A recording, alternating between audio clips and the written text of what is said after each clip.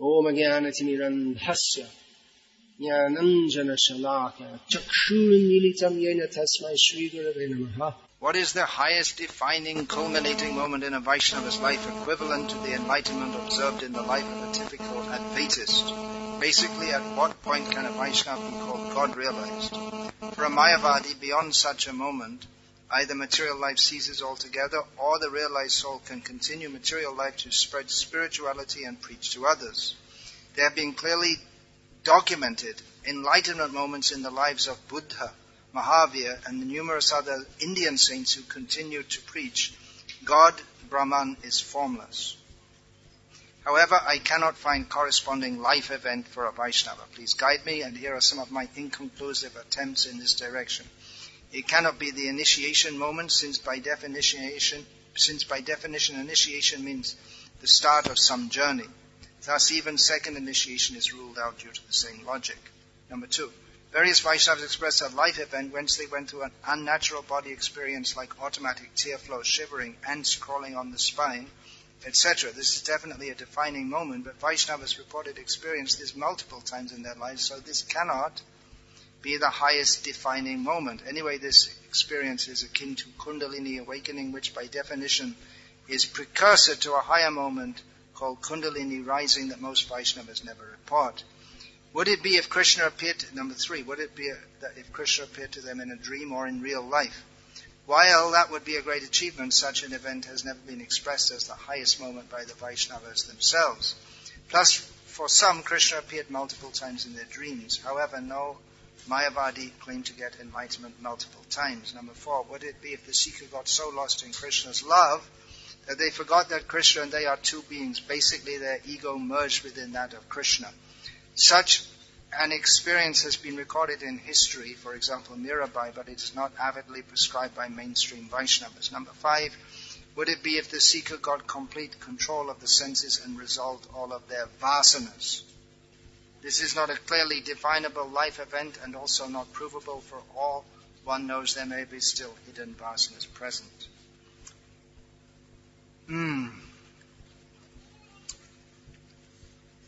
What is the Eureka moment for a Vaishnava? Dun! All of a sudden you feel, that's it, I made it, I'm there. As has been stated there, that's clearly seen in the lives of some non-Vaishnavas. In fact, the very place where Buddha attained enlightenment is still a great pilgrimage spot for Buddhists. It was in a specific place at a specific time he achieved enlightenment. And there are others also.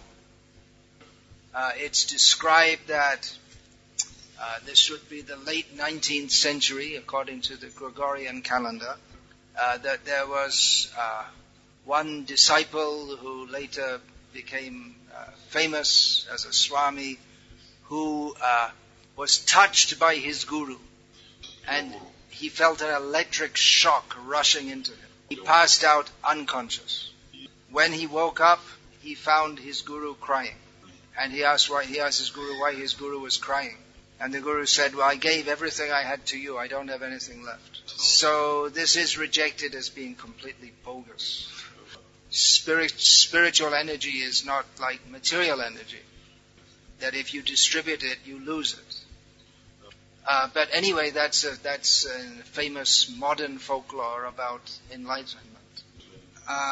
About the Buddha and Mahavir, it's stated here that they continue to preach that God or Brahman is formless. Mahavir, you probably don't know, is the name of the founder, the inaugurator of Jainism, which, if you don't know, it's an ancient religion similar, it's difficult. Anyway, for the sake of this assembly, similar to Buddhism. Jainism claims to be older than Hinduism. But if we take Hinduism to be the modern name for Sanatana Dharma, there's no beginning to Hinduism, so how can it be older? The Jains say that it's older than Hinduism. So the defining moment the question is about the defining moment in a Vaishnava's life, equivalent to the enlightenment observed in the life of a typical Advaitist or Mayavadi? Well, a typical Mayavadi doesn't have an enlightenment moment. We don't hear about that. We hear about a few here and there. But in Bhagavad Gita, Krishna says that Kleshodhikataras tesham avyakta saktachetasam avyakta hi gatir dukam dehavadbhiravapyate. Krishna says that's this impersonalist path, it's a very difficult one. And bahunam janmanamante jnanavan mang prapadyate vasudeva sarvamiti samahatma sudurlabha. After many, many lives, someone who's on that impersonalist path, they may come to the understanding that me, Krishna, I am all in all, but such a person is very rare. Such a great person is very rare. So this, you say, typical Advaitist's enlightenment, but actually it's not typical at all. It's very rare. And it's the equivalent to the enlightenment of an Advaitist. Well, it's the whole Vaishnava approach is so different that we can't say there is anything equivalent to the so-called enlightenment of an Advaitist. The Buddhist and the Jains, they don't claim to be God-realized, rather they don't accept the idea of God at all. The impersonalist might have some realization that he is one with everything and one is everything with him. But that's not a correct perception of reality. The Vaishnava's God realization is from the very beginning. Even when the material desires are present, a Vaishnava from the very beginning is Krishna conscious. It's not that he goes from like a quantum leap from one state to another with nothing in between. But it's a gradual progression. But even from the very beginning, a Vaishnava is aware that Krishna is the Lord and Master of my life. So that is God realization. It may not be full and complete, but it's realization. He's on the right path. Now, another reason that there's no one particular point of realization where a Vaishnava thinks, well, now I made it, I'm perfect, is because a Vaishnava never thinks like that. Even if he's fully God-realized, he thinks, I'm the lowest. He never thinks, well, I don't have anything more to do, I already made it. And another thing is, if we're talking about realization of Krishna, well, at what point does it become full and complete? Krishna is always expanding his glory. And the tiny jiva has very limited capacity to understand him. And understanding of Krishna, love of Krishna, is there's no limit to it. So a Vaishnava never thinks that, well, now I'm completely realized. Wherever one is along the path, there's always further to go. Does that mean that a Vaishnava never attains success in his practice?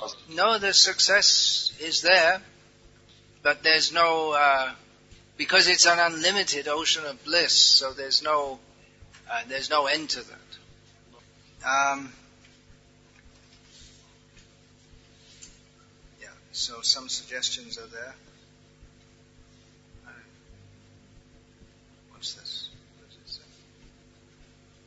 I'm pressing here, but it's getting this message. Oh, it's locked. Oh, I see. It's not initiation. Bodily experiences like shivering. There are the Ashtashatvik Vikars. That's the technical name. There are 8 transformations of the body in ecstasy of love of God. Some are mentioned here. Tears flowing from the eyes, shivering, hands crawling on the spine. I guess that means romancha, the hair standing on end. Yes, same thing. Romancha.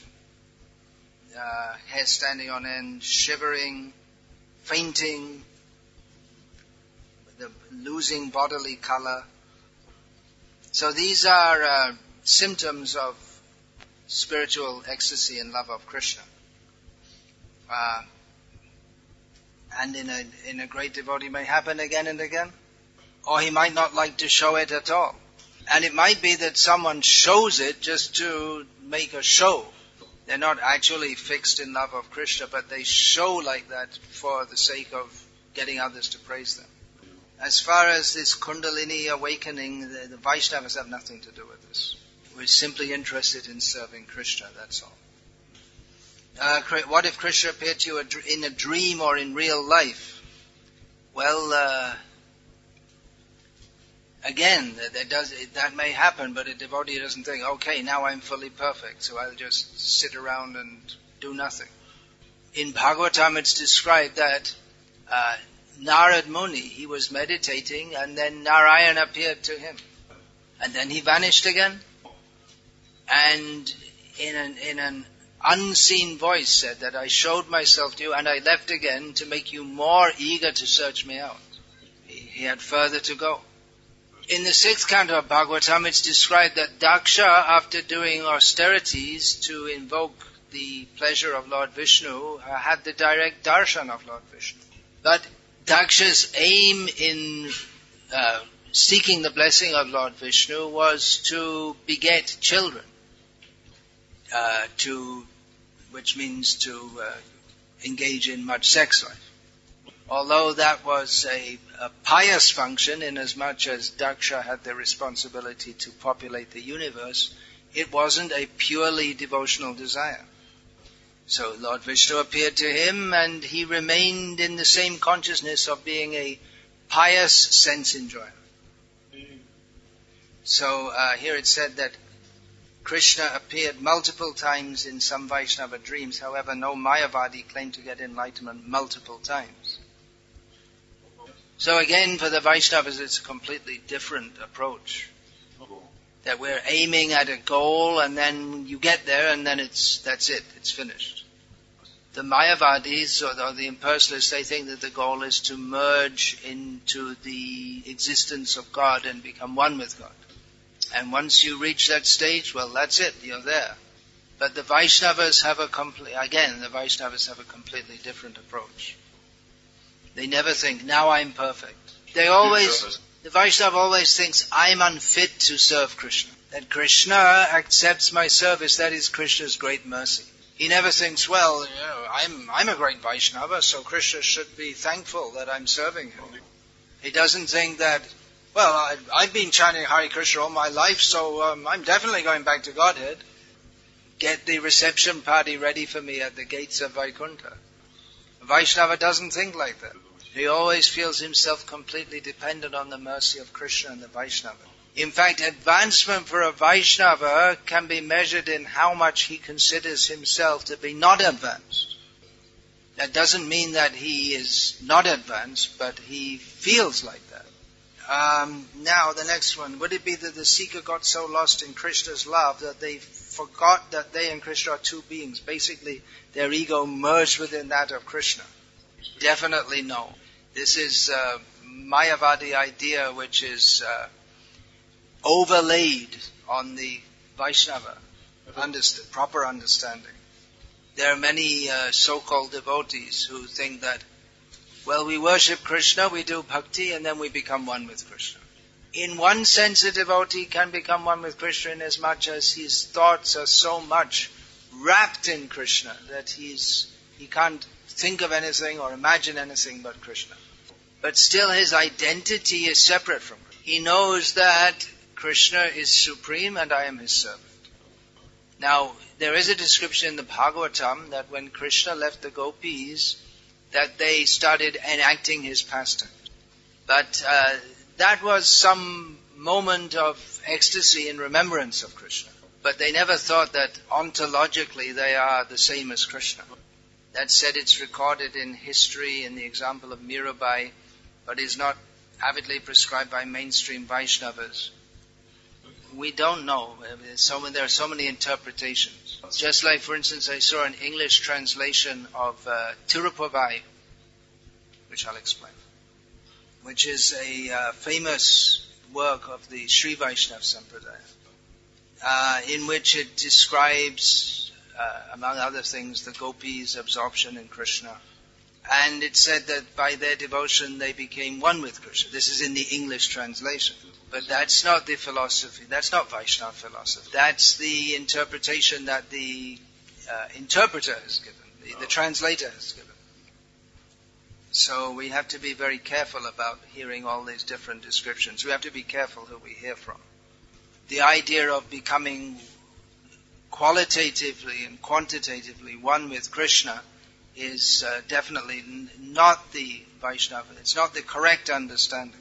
Krishna is always Krishna, and we are always separate from Krishna. Separate in the sense that we are discrete living beings, but we never want to be separated from Krishna. We want to be one with Krishna in the sense of serving Him. Now there is the sense that's described in Jaiva Dharma of Bhaktivinoda Thakur, Vastu Siddhi and Swarup Siddhi, that someone living in this world, they may be fully absorbed in Krishna. That is described, there's one verse Srila Prabhupada often quoted from Narada Pancharatra. Iha yasya hare dasye karmana manasa gira nikilashvapya vasthasu jivan mukta sahuchate. A person is considered liberated even in this life if his mind, body and words are completely absorbed in service to Krishna. But actually entering, although in one's mind one may be completely absorbed in Krishna's pastimes, but one actually enters them when he gets a new body, spiritual body, directly spiritual body in the spiritual world. So the last suggestion here is getting closest to the best. If the seeker got complete control of the senses and resolved all their vasanas, ar kabe nitai chande karuna hoibe samsara vasana mo kabe tucha hobe. Narottam Das prays, when I will get the mercy of Nityananda Prabhu, my desires for enjoyment in this material world will appear to me as completely insignificant. Now, vasana is a term which means a deep-rooted tendency toward material enjoyment. We may have specific material desires. I want to get rich. I want to have a big, strong body. I want to enjoy a particular beautiful woman. Or something more minor. I want a slice of pizza. So these are all material desires. But the general tendency toward desire, the general tendency for desire, which is deeply rooted in the heart, that is called vasana. And a specific desire is called kamana. So, the perfect stage is when one is completely devoid of all material desires and is in complete control of the senses, and over and above that is fully absorbed in love of Krishna. Now for the Vaishnavas, they concentrate on love of Krishna, developing love of Krishna. And the impersonalists, they concentrate on controlling the senses and becoming free from material desire. We find in chapters 2 to 6 of Bhagavad Gita, Krishna, he speaks a lot about the yogis, yoga yukta vishuddhatma, the one who's actually a yogi, his being is completely pure. Dvandva tito vimatsaraha, he's free from all dualities and from envy. There are many descriptions about how one has to control the senses. Sorry, chapters 2 to 5. And at the end of chapter 5, Krishna says, Bhuktaram yagya tapasam sarvaloka maheshwaram suhridam sarvabhutanam gyatvam mang shantim richati. Krishna says that one who knows me to be the supreme enjoyer of all yagyas, sacrifices and austerities, the controller of all planets and people, and the best friend of every living being, one who knows this, Krishna says, attains peace. Now, why peace? Bhakti is a lot more than just peace. But that is what the impersonalists aim for. They aim to get free from material desires and thus attain peace. Puryamanamachala pratishtam samudramapa pravishanti advat tatvat kama yang pravishanti sarve sa shanti mapnoti na kama kami. Krishna describes material desires as being like flowing rivers of material desires. But he says a person who is like the ocean, the great ocean is not affected even by mighty rivers flowing into it. So Krishna says that someone who is like the ocean, who is undisturbed by even mighty material desires may attack, he's undisturbed. Such a person can attain peace. Not the person who tries to fulfill or cultivate material desires. So the impersonalist or the yogi, all their efforts are to control the senses and mind so that they can attain equilibrium, and they in this way get peace. Samatvam yoga ujjate, Krishna says in this section of Gita, that equilibrium of mind, this is called yoga. Dukeshva nudvignamana sukheshu vigata spriha vitaraga bhaya krodha stitadhya muni ruchyate. Someone who doesn't become elated when he gets the possibility for material enjoyment. All of a sudden, unexpectedly, someone comes and awards you 50 million rubles. He doesn't become elated. Oh, how wonderful. Now I don't have to be a brahmachari anymore. And who's not distressed when there are causes of distress. I only had 200 rubles in my pocket and someone stole that too. Now I have to become a brahmachari. Sukeshu vigata spriya vitaraga bhayakra, who's free from attachment, fear and anger. Krishna says such a person is known sage of steady intelligence. This is the aim of the impersonalist, to control the mind and senses and become completely free from material desire. Now Vaishnavas also have to come to this stage, but they have a completely different approach. Their approach is simply to please Krishna. And they try to become free from material desires because they recognize material desires to be an obstacle in serving Krishna. They know that if I dream about becoming a multi-billionaire, then such thoughts will disturb my intention, my motive, to serve Krishna. Instead of withdrawing his senses, that Krishna talks about that, withdrawing the senses. Kurmongani vasaravashaha. Like the tortoise withdraws his senses. So instead of just freezing his senses, he engages them in the service of Krishna. Instead of thinking, I would like to eat such nice food, he thinks, how can we offer nice food to Krishna? And then he can take nice Krishna prasad, but not in a mood of personal enjoyment, in a mood of honoring Krishna's prasad. I would guess that everyone in this room is a vegetarian. And I would guess that most of you were not, including myself, were not vegetarian all your life. There would have been a time in most of our lives when we see something, some hamburger or something like this, we think, very nice. But now if we think, not very nice, you don't like that at all. Horrible. So what do we think? We think that cake with icing and cream, very nice. No, a devotee thinks that, let me honor Krishna's prasad. Just as for a vegetarian the thought of taking meat is something horrible, so for a devotee the thought of taking even vegetarian food that is not prasadam, that is horrible. In this way the devotee's senses are completely dedicated to Krishna.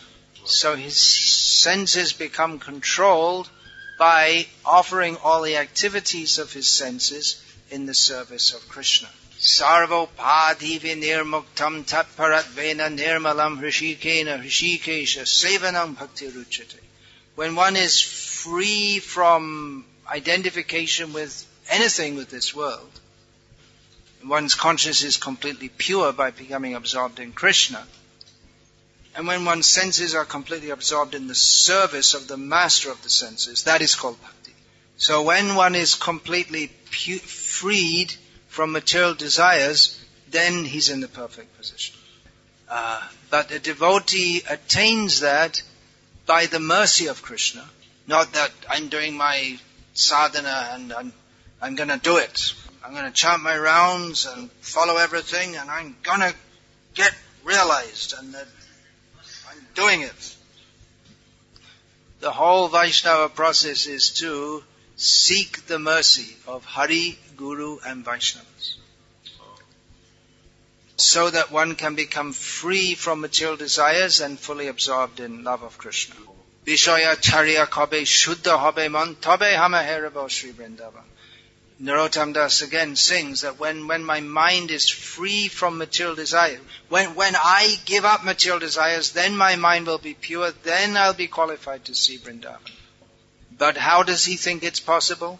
Rupa Raghunatha Pade Rahumora Ash Prarthana Karoye Shada Narottam Das, praying for the mercy of the superior acharyas, Rupa, Raghunath and all the devotees, always praying for their mercy. Then it is possible. So yes, to be free from all material desires, that is the test of a Vaishnava. But that's not all.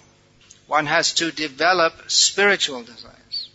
Being free from material desires is one stage in Vaishnava advancement. That is called anartha nivritti, or neutralizing that which is opposite to our real self-interest. But beyond that is artha pravritti, or developing the positive. So anartha nivritti is only one step on the way. Adoshata tata sadhu sangha ata bhajana kriya tato nartha nivritti sat tato nishta ruchistata ata saktis tato bhavat tato premabhyutanchati sadha kanamayang premna pradur bhave bhavet kramaha. The ultimate attainment is love of Krishna, Krishna prema. The first stage is to have some initial faith, by which one associates. The second stage is to associate regularly with devotees, and then to become engaged in the activities of devotional service, following the rules and regulations of devotional life.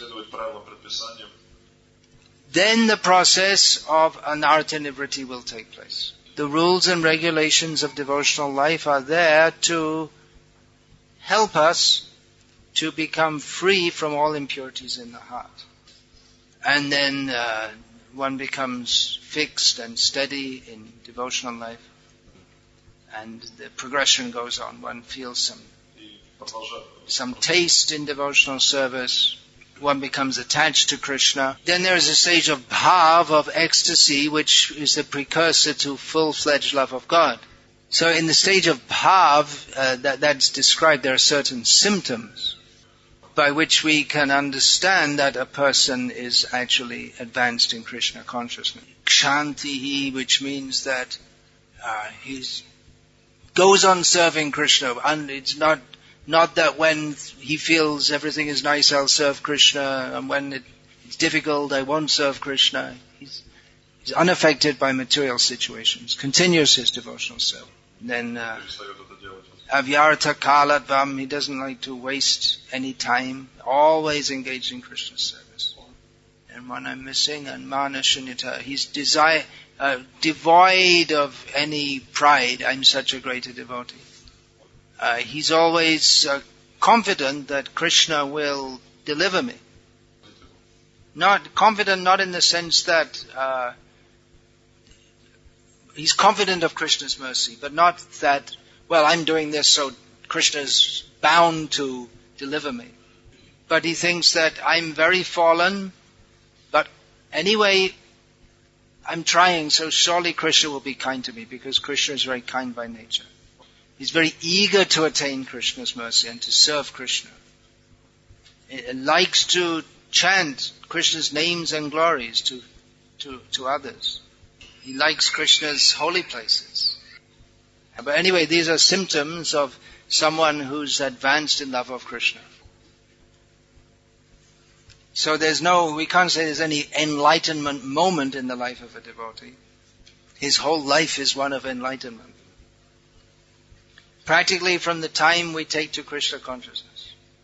We may have had this experience. I personally experienced, and I know that many of my godbrothers also did, that when we take to Krishna consciousness, it's just, well, as Srila Prabhupada, it's like the sunshine.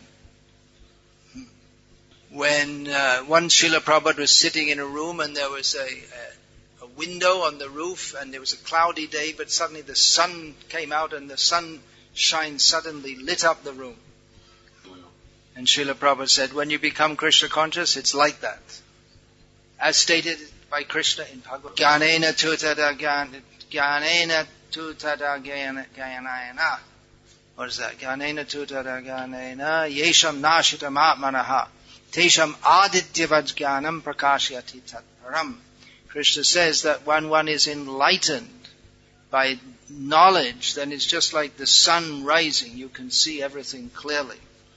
Jnanena tutada jnanam yesham nashitam atmanaha. Yeah, the ignorance is what enlightenment means, that we come out of ignorance to knowledge. Ajnanatimirandhasya jnananjana shalaka chakshurun militam yena tasmai Shri Gurave Namaha. We pray to the spiritual master who opened our eyes with knowledge. So I personally had this experience when first reading Prabhupada's books, and not only first, but again, this is real, this is knowledge, this is reality. Whatever I thought I knew prior to this is all ignorance. We find in Gita also, again, Krishna tells Arjuna that the doubts or the doubt, or in the sense of not knowing clearly what is what, that should be destroyed by the weapon of knowledge.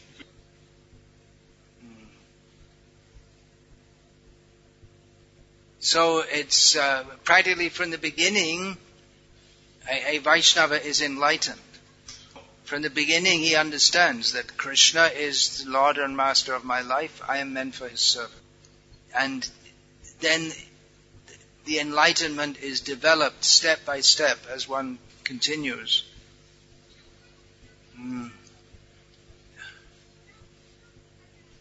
Then it's already we know what is right, but we have to develop that. It's like someone may know that, okay, I've got this disease, but I have to take this treatment, and then by God's grace, I'll get better. So we know what the disease is, it's been well diagnosed. We know what the treatment is, and we know that if we follow the treatment prescribed by the doctor, then by the grace of God, and by the grace of the doctor, who's acting as the agent of God, then we'll get better. So, of course, this is a mundane analogy, but it gives the idea of the position of a Vaishnava. And if you're recovering from a disease, there's no specific point where just at this point, on August the 2nd, 2014 at 7:14 p.m. plus 27 seconds, I got better. But gradually we realize, yes, I'm getting better. And there comes a point where we can say that, yes, I'm cured. But then again, a Vaishnava won't say that or even feel like that. Uttam hoya apanake mane trinadham. One who is in the topmost position, they think I'm in the lowest position. Though actually he's in the topmost position. So one who's enlightened doesn't go around saying, I'm enlightened. Well, there may be an exception. I'm enlightened, I'd just like to inform you all. I'm a pure devotee of Krishna. So I'm just saying that, you can say Hari Bol, Hari Bol. A Vaishnava doesn't say that. I'm just saying it as a kind of to demonstrate the point that a Vaishnava doesn't say that. Generally, he doesn't say. He may do in some circumstances. Srila Prabhupada, he was once asked by a TV journalist or something like this, that when did you attain God realization? Prabhupada said, from the very beginning of life. When did you first see God? When a disciple wrote a letter to Prabhupada, like questioning almost, like well, before you were, the mood seems to have been like this, that well, before you were a grihasta, you were a businessman, when did you become God realized? And Prabhupada wrote back and said that there was never a time in my life when I was not remembering Krishna. So there may be important events in the life of a Vaishnava also. Just like when Srila Prabhupada read Vishwanath Chakravarti Thakur's commentary on the Gita verse, Vyavasaya Atmika Buddhya Ekeha Kurunandana, of the fixity of purpose in spiritual life. So that struck Srila, he recounted that really struck him. Because Vishwanath Chakravarti Thakur states therein that one should, fixity in Krishna consciousness means to take the order of one's guru as one's life and soul. We find also in the life of Bhaktivinoda Thakur that superficially he was a non-devotee in the early stage of his life. But when he was given Chaitanya Bhagavat to read, that was a defining point in his life. So there's a few thoughts on this question. Any questions about this, please? Just one thing I should say, that there's a time and place for everything. So during classes, one should listen and not chant japa. If you want to chant japa, you should go somewhere else and chant.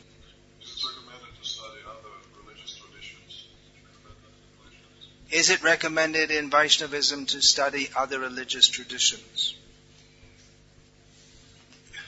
Srila Prabhupada, he generally recommended us to study his books.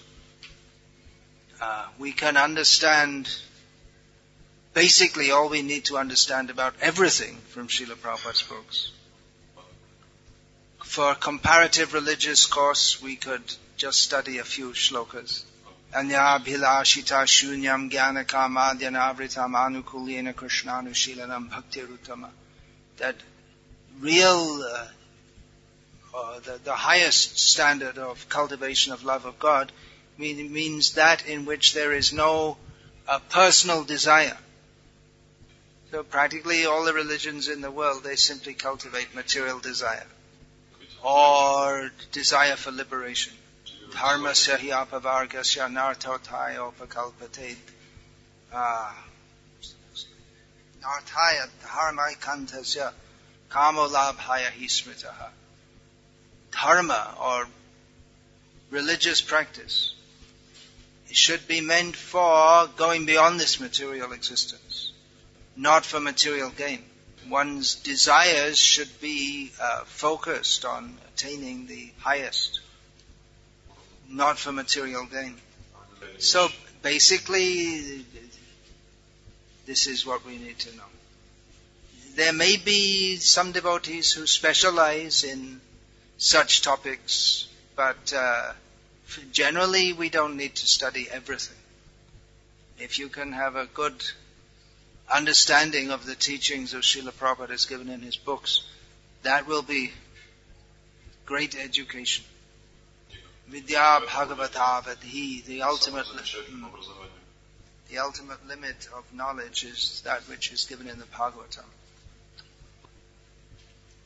When we talk about other religions, most of them are just a bunch of meat eaters, actually. I mean, if we're going to be straightforward about it. What is their realization? They'll have an interfaith conference and then they'll come out and eat some unmentionable things. Even this Dalai Lama, in Russia probably no one cares for him, but in the West they think, oh, what a great saintly person. He's a big meat eater. He eats lots of meat every day. So what's his realization? He goes around talking about peace, but one of his famous sayings that we should, what is that? We should try to do good for others, or at least not do them any harm. Well, the sheep and the chickens and all the other creatures that you eat, they feel pain being killed for you to eat. When Srila Prabhupada met with this Cardinal Danielou in France, the head of all the Catholics in France, Prabhupada, he didn't discuss with him about religion. He just said, look, you just don't eat animals. And the Cardinal said, we should go on to, let's talk some higher topics. And Prabhupada said, no, first of all you accept this topic. You can see the recording. Prabhupada, he's like you can see, he's actually very angry with this person because he won't accept that animals have souls. They say animals have no souls, therefore you can kill them. After visiting Moscow, Prabhupada many times said that we have met highly learned professors and they're so dull-headed that they can't accept that after the body is finished, the soul continues to exist. Prabhupada was especially referring to Professor Kotovsky. So we can study their religion, but they don't understand the first basic point of spiritual knowledge, that we're not the body. And they don't understand the first principle of saintly behavior, Mahinsyat sarva bhutani, don't cause harm to others, which begins with don't eat meat. So there's not much to be gained by studying. You'll get as much spiritual benefit from studying the Russian soccer team as you will from studying the Russian, anyway, I won't say about that, or any so-called religion. Yeah, some other question.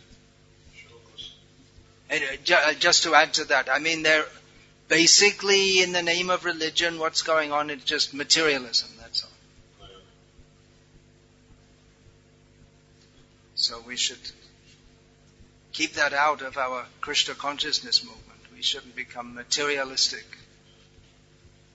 It's easy to just put the book on the shelf and bring out the checkbook. That's the book we're more interested in. You spent so many years in India. Have you ever met a personalist who really got rid of all material desires? That's a very interesting question. I'll repeat it. Have I ever met an impersonalist in India who's really free of material desires? It's very difficult to say if anyone's free of material desires. Probably the ones who are free from material desires, you wouldn't hear, they wouldn't be the heads of institutions, most likely. Some disciples of mine told me they met a man, he went to live in some mountain cave, and after some time some people discovered him and they started visiting him, and then other people came, and he told them that, well, I don't want this, I just want to live peacefully, but they keep on coming and they call me Guruji and all this. So we can say that such a person has high level of detachment. I've met many people who are, never mind about me, I'll just say, I'll quote from Prabhupada also. Prabhupada said about the sadhus of India. There are still many sadhus who they just leave home and they go from one holy place to another. And as Srila Prabhupada noted, that even though some of them, actually many of them, they smoke, but they don't have very gross material desires. They just go from one holy place to another.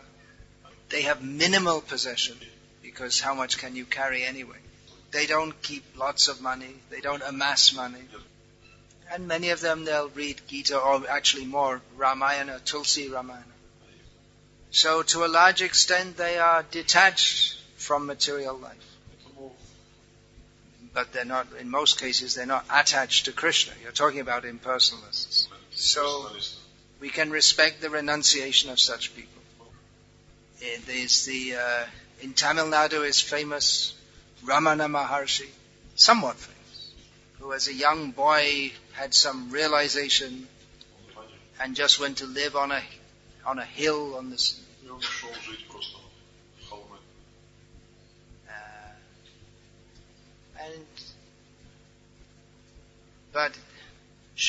So he was detached from the world.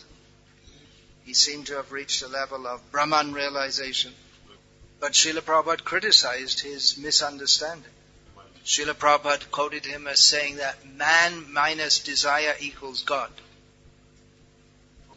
So that's really the point, that the enlightenment of the impersonalists, it's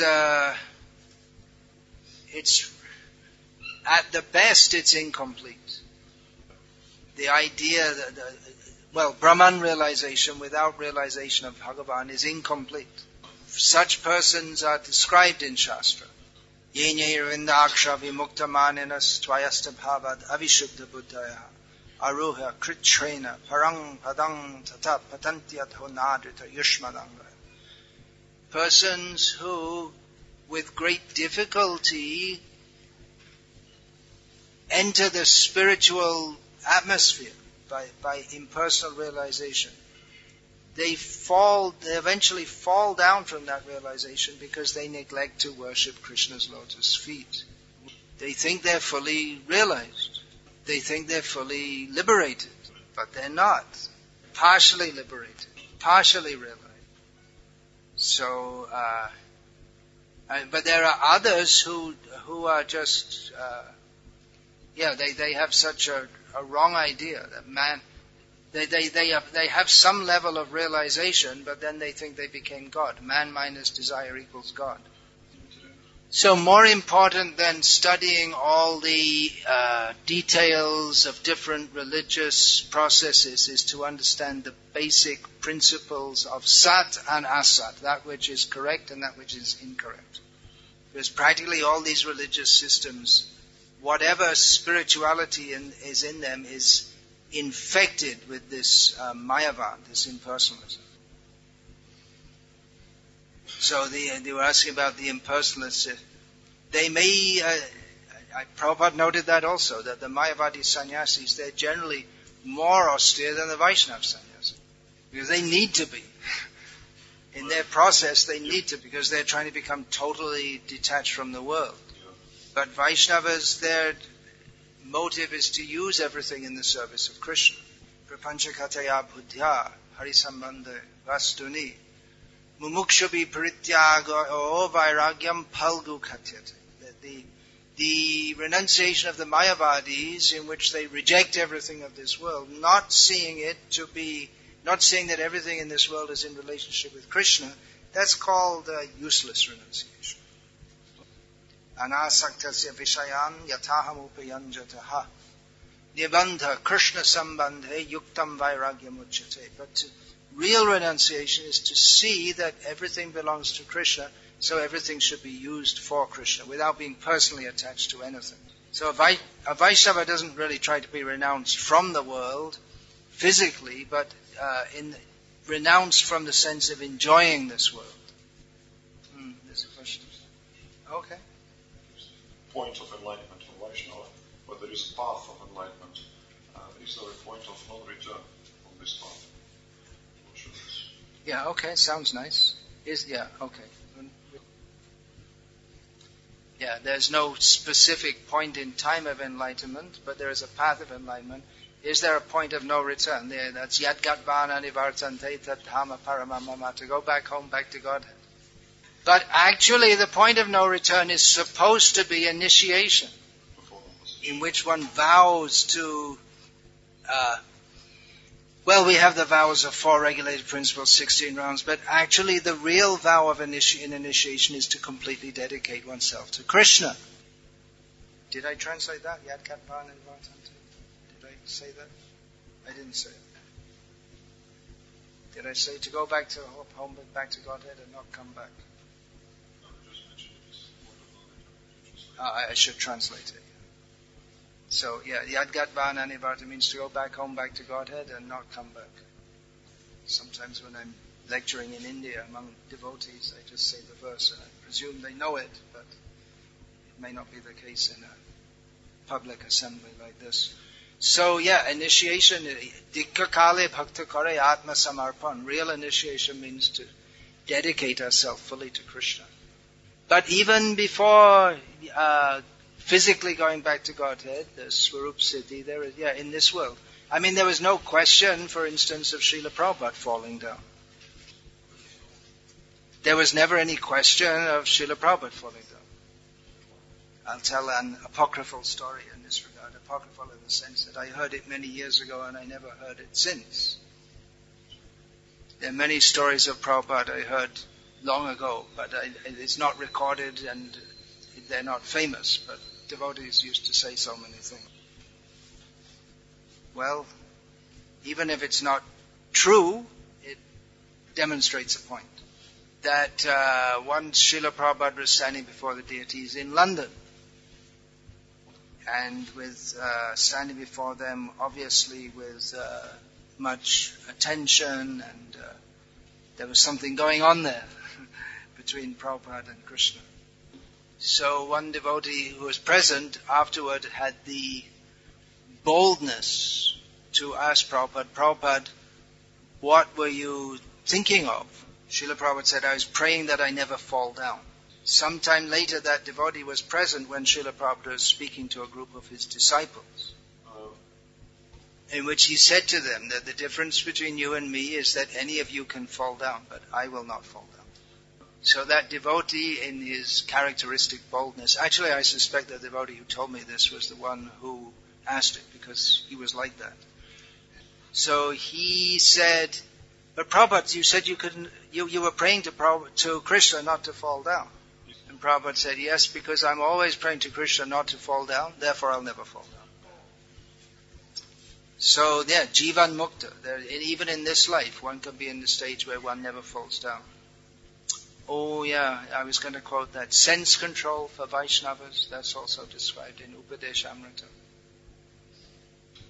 The highest instruction of Rupa Goswami is Ityupadesha Saram, to always live at Radha Kunda, absorbed in thoughts of Radha and Krishna. Of Rupa Goswami.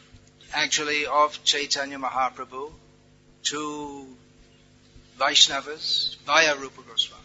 So that's the highest enlightenment.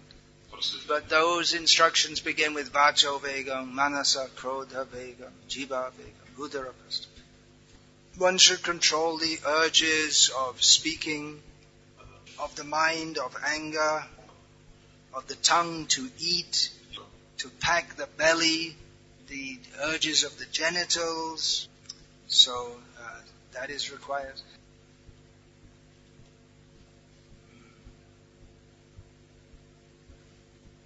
That's required for everyone on the spiritual path.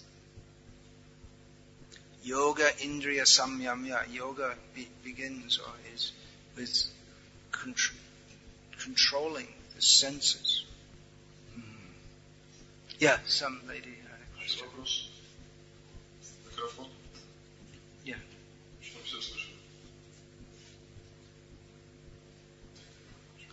Yeah, you don't have to say it. It's become a formality. That you sit and listen nicely, that's recognition that you appreciated the lecture. Thank you for that.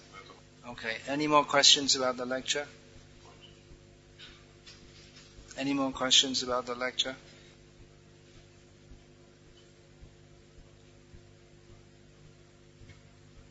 All right, you want to go on with general questions? Okay, asking importance of book distribution. If you read the books, then you'll know the importance to distribute them. If we read and absorb the message, then we'll be blessed with the mercy of Krishna. And if we're blessed with the mercy of Krishna, we'll want to extend that to others. I've spoken about this at length on several occasions, so if you look on my website, if you want lectures on this, you can get that.